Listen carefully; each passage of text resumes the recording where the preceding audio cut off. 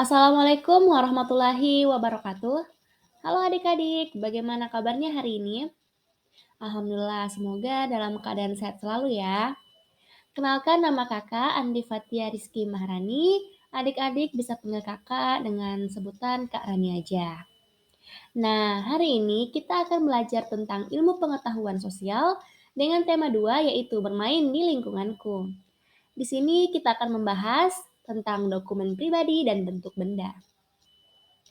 Nah, di sini pasti adik-adik mempunyai dokumen pribadi bukan? Tapi apa sih dokumen pribadi itu? Nah, dokumen pribadi adalah surat keterangan pribadi yang kegunaannya bersifat pribadi.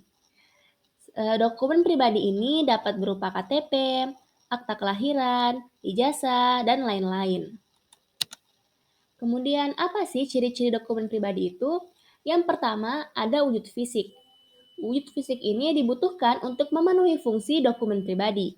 Yang kedua, memiliki intensionalitas dapat diartikan memiliki maksud atau tujuan agar dokumen digunakan sebagai bukti. Yang ketiga, dokumen pribadi perlu diperbarui dan dilakukan pemeliharaan. Diperbarui dalam hal ini disesuaikan dengan aturan yang berlaku. Dan yang terakhir, dokumen pribadi memiliki format untuk melaporkan informasi sesuai standar yang ada. Berikut adalah contoh dokumen pribadi. Gambar pertama ada ijazah, gambar kedua ada akta kelahiran, dan gambar ketiga ada kartu keluarga.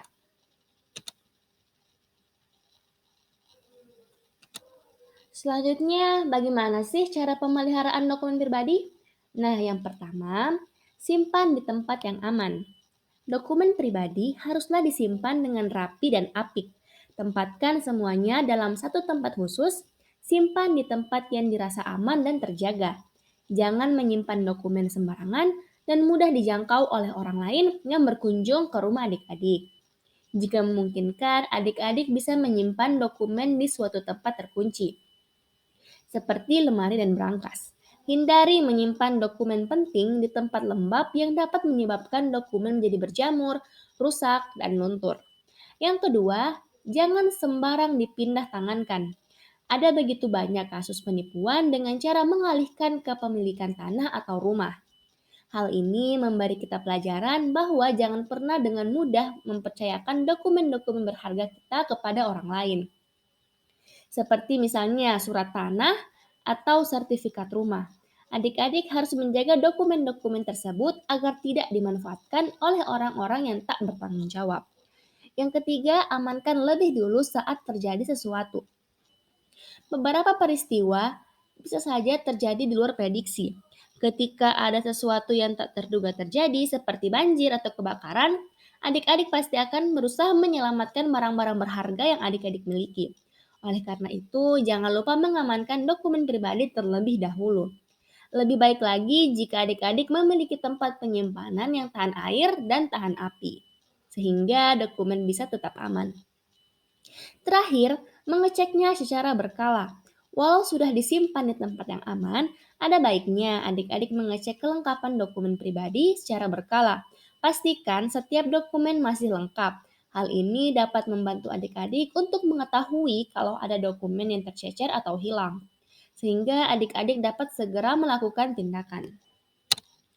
Selanjutnya, bentuk benda. Di sini kita akan membahas 3 bentuk benda. Yang pertama benda padat, yang kedua benda cair, dan yang ketiga benda gas. Apa sih benda padat itu? Nah, benda padat itu adalah salah satu benda yang berbentuk padat dengan massa dan kondisi yang menempati ruang. Misalnya meja, kursi, dan lemari. Selanjutnya benda cair. Apa sih itu benda cair? Nah, benda cair adalah salah satu bentuk dan wujud benda yang berupa cairan dengan sifat-sifat yang khusus dan berbeda dari benda-benda padat dan gas. Misalnya air. Selanjutnya adalah benda gas. Apa sih benda gas itu? Nah, benda gas adalah benda yang berwujud gas, misalnya balon. Nah, ini akhir dari video pembelajaran kita. Nanti insya Allah kita akan bertemu di video selanjutnya. Makasih ya adik-adik. Assalamualaikum warahmatullahi wabarakatuh.